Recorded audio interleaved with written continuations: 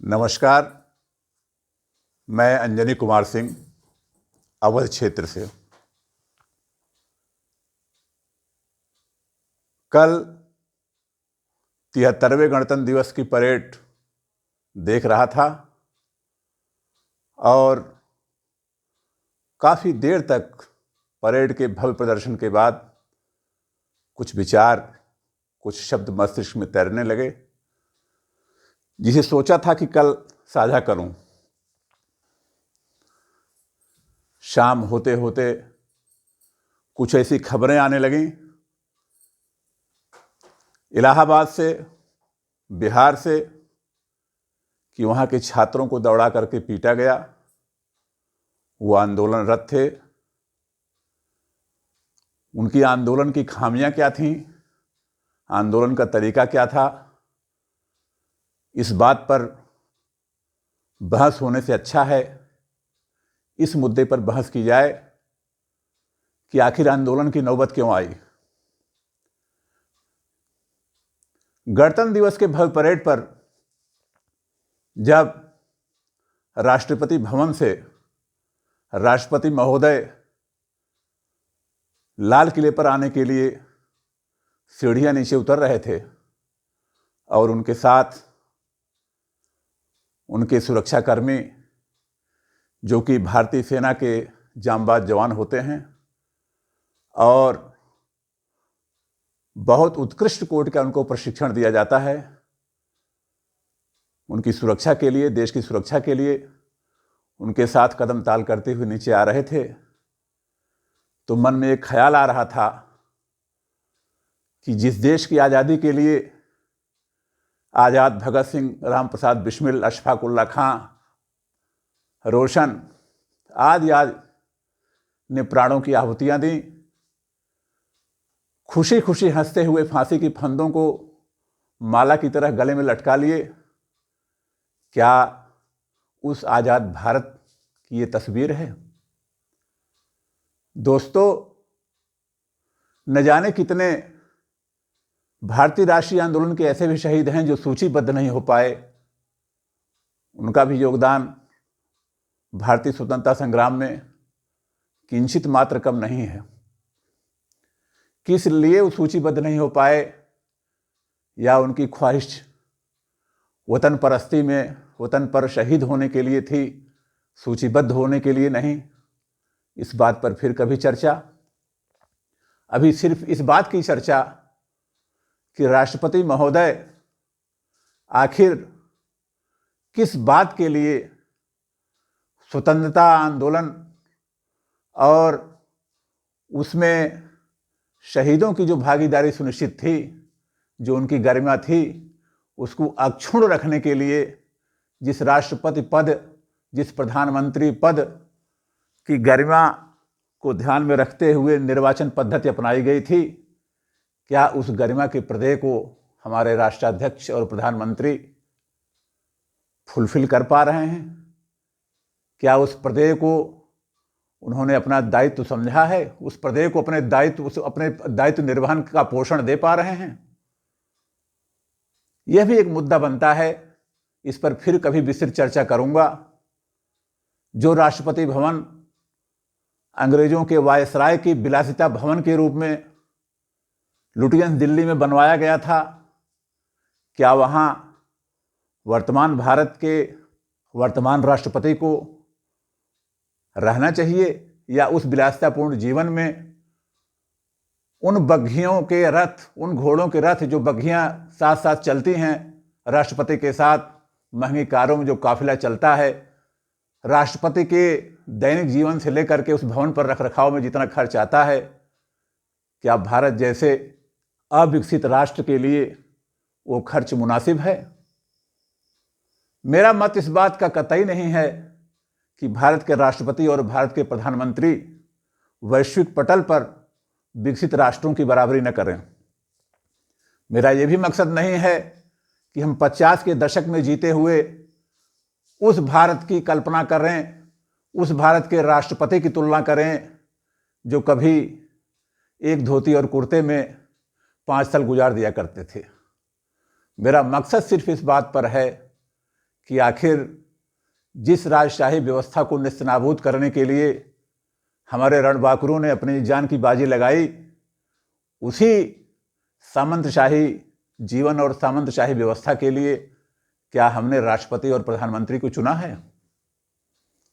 ये मुद्दा बनता है, कभी इस बात पर चर्चा करूंगा। लेकिन भारतीय गणतंत्र दिवस की परेड देखने के बाद जब शाम को किन्हीं सूत्रों द्वारा फेसबुक पटल पर, लोक पटल पर यह सूचना मिली कि प्रयागराज में और बिहार में रोजगार की मांग कर रहे छात्रों को दौड़ा करके पीटा गया, तो मन व्यथित हो गया।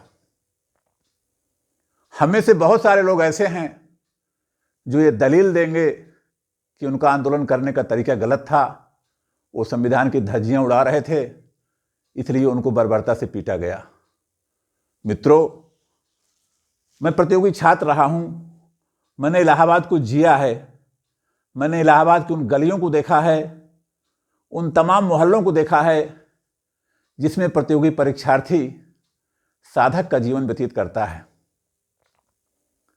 जिन परिस्थितियों में भारत या उत्तर प्रदेश या किसी भी राज्य का कोई नेता 5 दिन भी नहीं रह सकता, उन परिस्थितियों में वह छात्र, वह प्रतियोगी छात्र 5-5, 7-7 वर्ष अपनी अथक साधना, अथक परिश्रम करते हुए गुजारता है। जब कोई छात्र प्रतियोगी परीक्षा की तैयारी के लिए प्रयाग, पटना या दिल्ली की तरफ कूच करता है, तो उसके साथ माँ बाप द्वारा दिए हुए जीविकोपार्जन के लिए कुछ पैसे, गेहूं, अनाज कांधे पर, बोरी पर लादे हुए और एक हाथ में किताबों का झोरा लिए हुए वो ट्रेन पकड़कर प्रयागराज आता है। उसकी इस यात्रा में माँ का दुलार, बहन का प्यार और भाइयों का स्नेह के साथ साथ उसके पिता के करोड़ों अरमान उसके साथ उस झोले में प्रयागराज आते हैं। उन अरमानों में उस पिता के जिए हुए जीवन, जिसमें वो अपनी जिंदगी के बहुत सारे अरमानों को, बहुत सारी कामनाओं को मार करके, बहुत सारी कामनाओं को अपने पेट के अलाव में जला करके अपने उस बच्चे को भेजता है कि शायद ये पढ़ लिख लेंगे, इनका भविष्य बन जाएगा, तो हमारे जीवन के सारे दुख, सारे घाव भर जाएंगे। मित्रों, मेरा मन न भाषण देने का है, न मैं किसी दल, किसी राजनीतिक दल का प्रवक्ता हूं और न ही किसी राजनीतिक दल का भक्त हूं। सिर्फ हमने उस परिवेश को जिया है, इसलिए वहां की पीड़ा हमको यह कहने से नहीं रोक पाई कि आखिर लोक पटल पर हम अपनी बात आप सभी से साझा क्यों न करें। उस प्रतियोगी परीक्षार्थी जिसके साथ इतने अरमान आते हैं, वो 5-5, 7-7 वर्ष परीक्षा की तैयारी करता है, जी जान से 49 डिग्री तापमान पर, जब राष्ट्राध्यक्ष से लेकर के लोकसभा और विधानसभाओं के विधानसभा के सदस्य मसूरी और नैनीताल की यात्रा का समय सारणी बना रहे होते हैं, तब वह 49 डिग्री तापमान पर किताबों के पृष्ठों पर, किताबों के बर्फ पर अपना पसीना बहाता रहता है। और उस पसीने में उसके माँ बाप की पीड़ा के आंसू और उसके माँ बाप के अरमान किताबों पर टपकते रहते हैं। और यह दिन रात इस फिक्र में रहता है कि किस वर्ष मेरा सिलेक्शन हो और मैं अपने माँ बाप के प्रति जवाबदेही को मैं तय कर सकूं। और जो संकल्प लेके घर से चला था, जिस संकल्प पर हमने घर गृहस्थी छोड़ करके उनसे विदा लिया था, उस संकल्प को पूरा कर फिर जा करके उनको प्रणाम करूं, तो शायद उनको तोष मिले कि मैंने जिस जिंदगी को मार करके नई जिंदगी की शुरुआत करने के लिए अपने बच्चे को इलाहाबाद या प्रयागराज या पटना या कहीं भेजा था, आज वह मुझे जीवन वापस मिल गया है। लेकिन इसकी परिणति जब वही छात्र पीठ पर लाठी खा करके लहूलुहान होकर के कराहते हुए थाना अध्यक्ष या पुलिस से फरियाद करता है कि साहब हमें छोड़ दो। अभी कल की वीडियो में देख रहा था कि गिड़गिड़ाते हुए छात्र न जाने उसमें से कितने शासन की निगाह में अपराधी थे और कितने निर्दोष थे, लेकिन गिड़गिड़ाते हुए माफी मांग रहे थे कि साहब हमने कुछ नहीं किया, हमको छोड़ दो। प्रश्न ये उठता है कि आखिर ये नौबत क्यों आई? हम हिंसक क्यों हुए? हम हिंसक क्यों होते हैं? हिंसा आखिर कोई किसी का पेशा नहीं है, किसी का व्यवसाय नहीं है। मित्रों, अगर छात्रों को हिंसा ही सीखनी होती तो वो 5 वर्ष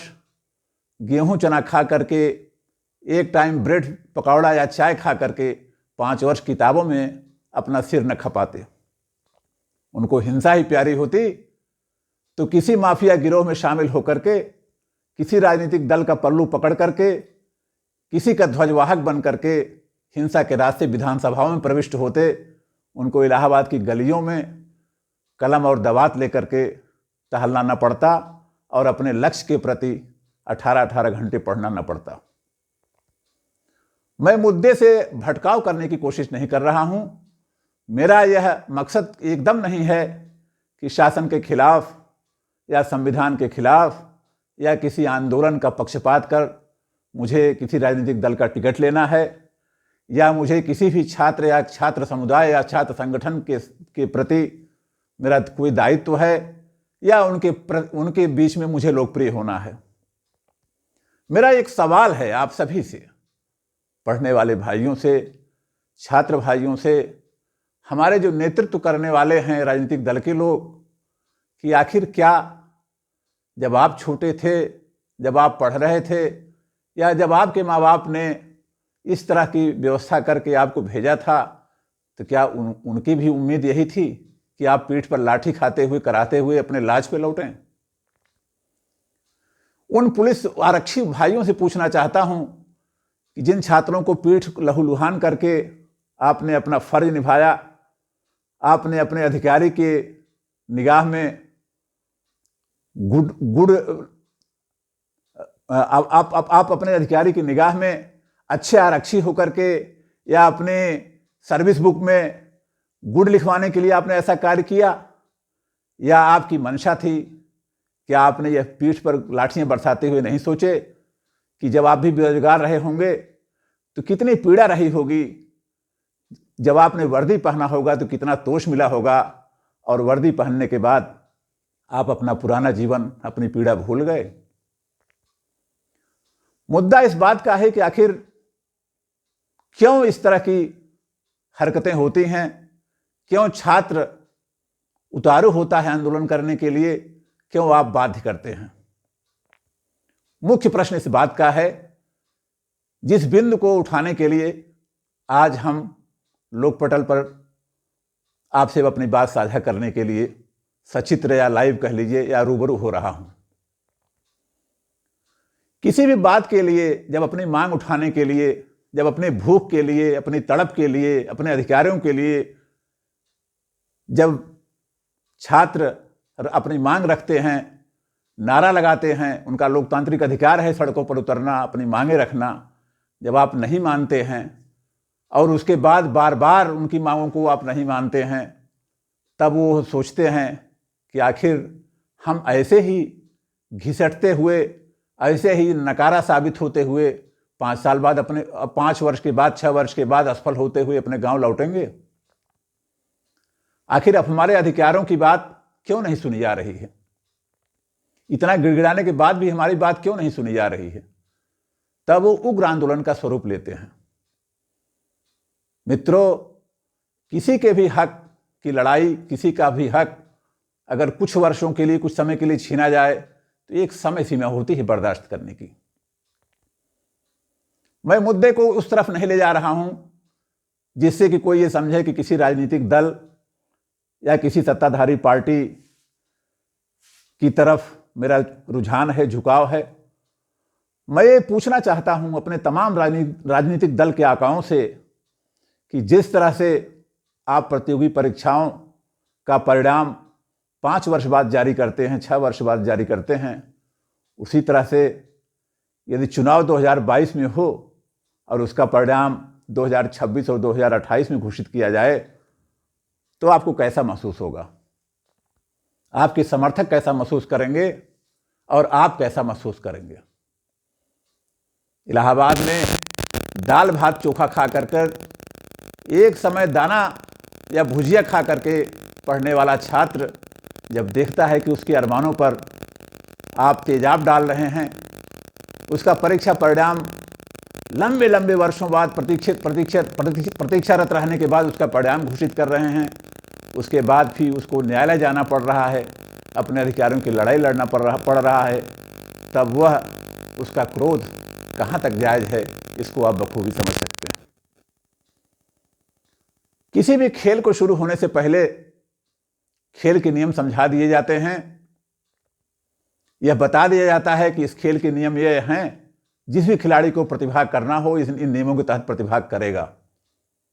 लेकिन जब खेल शुरू हो गया और बीच में आपने नियम परिवर्तित किया अपने अपनों को जिताने के लिए, अपने अपनों को नियुक्ति के लिए, अपने अपनों को अंदर घुसाने के लिए, तब वो खिलाड़ी जो ईमानदारी से अपना खेल खेलता है, अपने लक्ष्य के प्रति अपनी गेंद लेके दौड़ता है, जब आपके परिवर्तित होते हुए खेल के नियमों को वो देखता है और उसमें उसको बेईमानी झलकती है, तब वो आक्रोशित होता है। तब उसके द्वारा फेंका गया बाल, फेंका गया स्टंप, फेंकी गई हॉकी, फेंकी हुई गेंदें, आपको लगता है कि उस संविधान के विपरीत कार्य कर रहा है। गहराई से जाकर देखेंगे तो रेलवे भर्ती की परीक्षा में हुई धांधली और रेलवे परीक्षा की भर्ती में बदले गए नियमों को लेकर के जो छात्र आंदोलन कर रहे थे,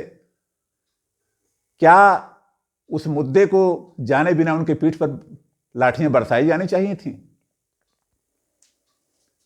जो मुद्दा था रेलवे भर्ती बोर्ड का, या जिसके लिए वो आंदोलन कर रहे थे, जिसके लिए सड़कों पर आ गए, रेलवे लाइन पर आ गए, क्या उस मुद्दे को कोई भी एक भी पुलिस अधिकारी या आरक्षी यह बता सकता है कि आखिर विद्यार्थी किस मुद्दे को लेकर के, उनका मुद्दा क्या था, उचित था कि अनुचित था, और किस मुद्दे को लेकर आंदोलनरत थे? उन पर सिर्फ लाठियां बरसाई गईं। मीडिया ने लाठियों की फोटो खींचा और सत्ता के चरण धो रहे बिक चुकी मीडिया और पत्रकारिता ने संविधान सम्मत ठहराने के लिए उन छात्रों को बर्बरता से पीटा जाते हुए पूरे लोक पटल पर दिखाया और यह साबित किया कि हम लोकतंत्र के चतुर्थ स्तंभ हैं, हम लोकतंत्र के सच्चे पहरुए हैं। क्या मीडिया ने कभी भूख से तड़पते किसानों को दिखाया? क्या मीडिया ने 7 करोड़ बच्चों को दिखाया जो आज भी कूड़ा बीन करके जीवन यापन करते हैं? क्या छत्तीसगढ़ से लेकर के झारखंड के उन इलाकों को मीडिया ने दिखाया जहां पर फेंके गए कुल्हड़ों को चाट करके बच्चे प्यास बुझाते हैं, अपनी भूख मिटाते हैं, घास की रोटियां खा करके किसान दंपत्ति मर जाते हैं? मीडिया तो सिर्फ दिखाता है सत्ता के हरम में हो रहे नृत्य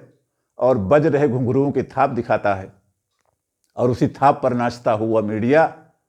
द्रव्य लेकर के आलीशान महलों में अपना कैमरा नचाता है।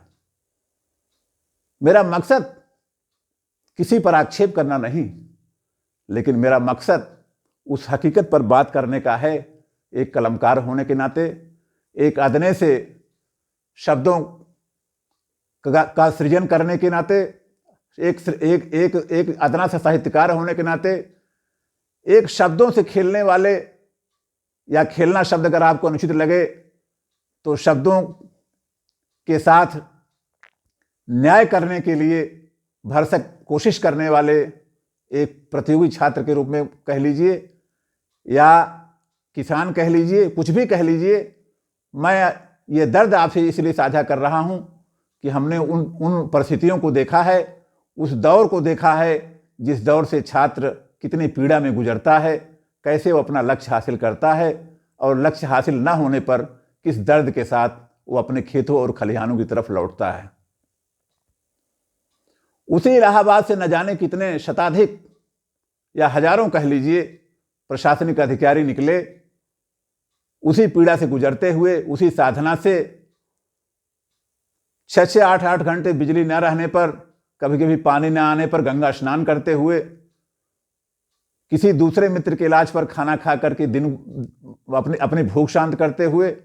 न जाने कितने प्रशासनिक अधिकारी उसी दौर से गुजरे हैं। लेकिन निकलने के बाद उनको प्रयाग भूल जाता है,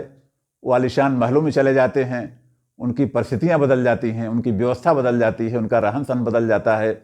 और प्रतियोगी छात्रों की उस पीड़ा को भूल जाते हैं और न जाने किस नशे में उन पर लाठीचार्ज करने का आदेश दे देते हैं। मेरी समझ से परे है। ये वीडियो लंबा हो रहा है, आपसे बात करने का मन और हो रहा है। हो सकता है आपको लगे कि लंबा चौड़ा भाषण देने के लिए वीडियो बनाया जा रहा है। मेरा मकसद ये नहीं है। मुझे पीड़ा थी, मुझे दर्द था। जितना आनंद आया भव्य परेड देखते हुए, जितना आनंद आया उस दौर में खोते हुए जब बचपन में पढ़ाया जाता था, आओ बच्चों तुम्हें दिखाएं झांकी हिंदुस्तान की, जब आदर्श नैतिकता और मूल्यों की बात की जाती थी, जब हमारे शिक्षक हमारे अंदर चंद्रशेखर आजाद और सुभाष चंद्र बोस को खोजा करते थे, उन आनंदमयी पलों को भव्य परेड को देखने के बाद जीते हुए अचानक शाम को जब खबर मिलती है कि हमारे युवा साथियों पर बर्बरता से लाठी चलाई गई, तो मेरे मन, मेरा हृदय पीड़ा से एकदम त्रस्त होकर के, या यूं कह लीजिए विह्वल होकर के, मुझे लगा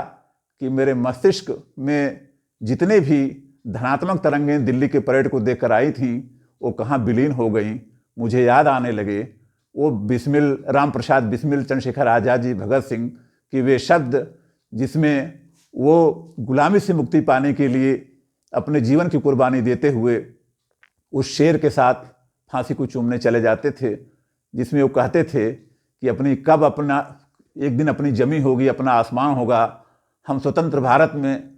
स्वतंत्रता से रहते हुए अपनी उस खुशी को कब व्यक्त कर पाएंगे, कब वो नवविहान होगा। उसी नवविहान को देने के लिए, हमको आपको उसी नवविहान को देने के लिए अपनी उन्होंने कुर्बानी दे दी थी। लेकिन क्या आज के भारत के लिए? कभी उच्च शिक्षा पर चर्चा करूंगा, क्योंकि हमारे नेता, हमारे अगुआ लाल किले से की प्राचीर से लेकर के प्रदेश की राजधानियों तक ये कहते हैं कि युवा भारत का भविष्य हैं, हम भारत के भविष्य के लिए ये योजना लाए हैं, वो योजना लाए हैं। लेकिन स्वतंत्रता प्राप्त के बाद से लेकर के आज की राजनीति तक युवाओं को जितना कुचला गया है, युवाओं को जितना दमन किया गया है और उस भारत के भविष्य को भारत का अतीत बनाने में जितना कुत्सित प्रयत्न किया गया है, शायद जब कभी इस पर चर्चा होगी तो सत्ताधारी दल से लेकर के सत्ता के इतर बैठे हुए दल तक ये सोचने पर मजबूर होंगे कि आखिर हमने लोकतंत्र के उस स्वरूप को कहां से कहां लाकर खड़ा किया है, जिस स्वरूप को कभी सुभाष चंद्र बोस से लेकर के हमारे भारतीय राष्ट्रीय आंदोलन के अगुआ लोग जिसका रेखाचित्र कभी खींचा करते थे। चाहे वो सत्ताधारी दल हो, आज का दल हो, चाहे वो भारतीय राष्ट्रीय कांग्रेस रही हो, चाहे समाजवादी पार्टी, चाहे बहुजन समाज पार्टी, चाहे जो भी क्षेत्रीय दल रहे हों, कभी भी किसी दल ने आज तक कोई भी अगर सुधी चिंतक हो, मैं ये नहीं कह रहा हूं कि मैं जो कह रहा हूं वही सही कह रहा हूं, कोई सुधी चिंतक, इस पर विमर्श होना चाहिए कि कोई भी सत्ताधारी दल से लेकर के कोई भी राजनीतिक दल आज तक किसी ने छात्रों के हित में, युवाओं के हित में, भारत के भविष्य कहे जाने वाले उन कर्णधारों के हित में कभी किसी ने कोई योजनाबद्ध कार्य किया हो। विश्वविद्यालय अनुदान आयोग से लेकर के उच्चतर शिक्षा सेवा चयन आयोग, लोक सेवा आयोग, माध्यमिक शिक्षा सेवा चयन आयोग में जितनी विसंगतियां हैं, इलाहाबाद के किसी, प्रयागराज के किसी भी प्रतियोगी छात्र से आप पूछ लीजिए, वो बिना किसी किताब पलटे घंटों आपको बताता चला जाएगा कि आखिर इतनी विसंगतियां कहां कहां हैं, कैसे कैसे वो संघर्ष करता है अपनी सफलता पाने के लिए, अपनी नियुक्ति पाने के लिए। अगर आप उस पर कभी चर्चा करें, गौर करें, लिखें तो शायद ग्रंथ बन जाएगा। मैं बहुत ज्यादा सतही स्तर पर उतर करके उन शब्दों का प्रयोग नहीं करूंगा, लेकिन यकीन मानिए हमने वो गलियां देखा है, हमने जिया है, 20 वर्ष जिया है उस प्रतियोगी परीक्षार्थियों के क्षेत्र को, 20 वर्ष जिया है उस विश्वविद्यालय माध्यमिक प्राइमरी से लेकर के माध्यमिक विद्यालय होते उस विश्वविद्यालय को, जहाँ पर 90 के दशक तक आदर्श और मूल्य की बातें की जाती थीं, लेकिन धीरे धीरे आदर्श और मूल्य तिरोहित होते गए। उनकी जगह भ्रष्टाचार, कदाचार, अनाचार और अत्याचार ने ले लिया। और आज इनका सबका समन्वित रूप अगर किसी पर उतारा जा रहा है, इनका आक्रोश, इनसे बचने के लिए अगर राजनीतिक दल इसमें आकंठ डूबे हुए हैं, इन सारे चारों में कदाचार, अत्याचार, सारे चारों में डूबे हुए, अपना सत्ता के कोष का पूरा उपयोग करके